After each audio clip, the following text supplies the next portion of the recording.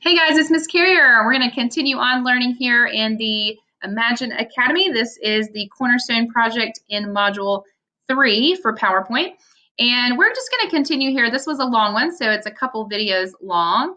But we're going to work with our honeycombs that we got started here. So let's move this box over. We're going to select all 5 of these shapes by holding Shift and selecting. And then we're going to go into the font launcher here. I'm sorry, not font. We're going to go into the shape styles and we're going to launch that so that we have a side panel over here. And the solid fill color needs to be, it says in the directions, gold accent 5. And then the line color needs to be gold accent 5, darker 25%. All right. It also tells us that that line color, the line weight needs to be 4.5. And very good. That's all you need to do on your honeycomb. Actually, there's one more step. We're going to go back up to, we're going to select all 5 of these again.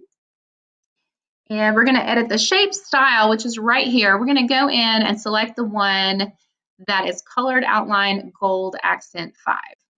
All right. And so that looks very nice, very professional. Let's move on to the next item. So on slide 4, it tells us to basically arrange the text boxes at a 15-degree angle.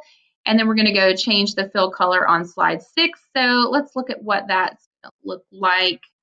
We're basically going to drag these and arrange these in a stair-step pattern. All right. And let me do the last one here. So they're like a 15-degree angle, very stair-step. Don't stress that one too much. We're going to go down to slide 6 and pull out the color in that fill box, so no color. Very good. All right, so moving on to the next step. It's going to ask us to use our digital drawing tools, and we're going to try to draw a daisy. So if you do not have this draw tab right here, you can go in, right-click, and customize your ribbon and make sure the draw tab is showing.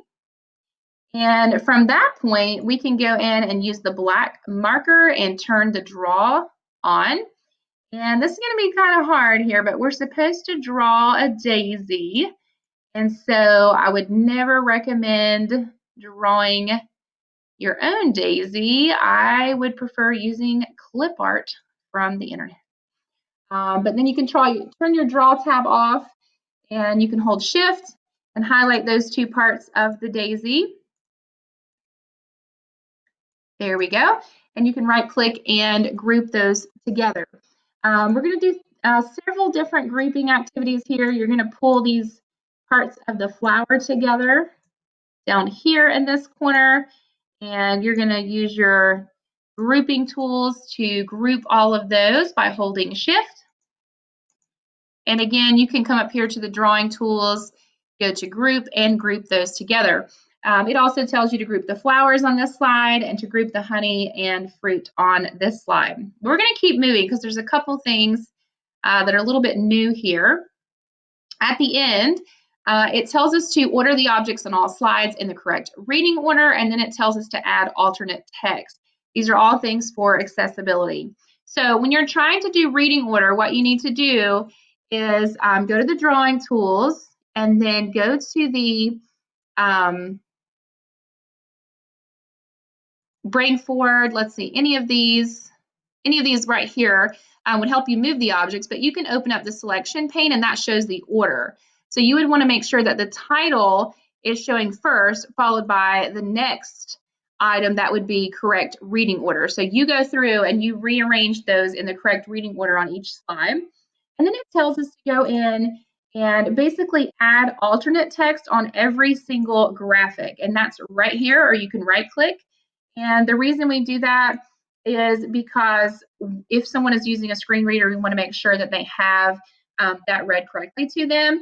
So you just want to say what that is.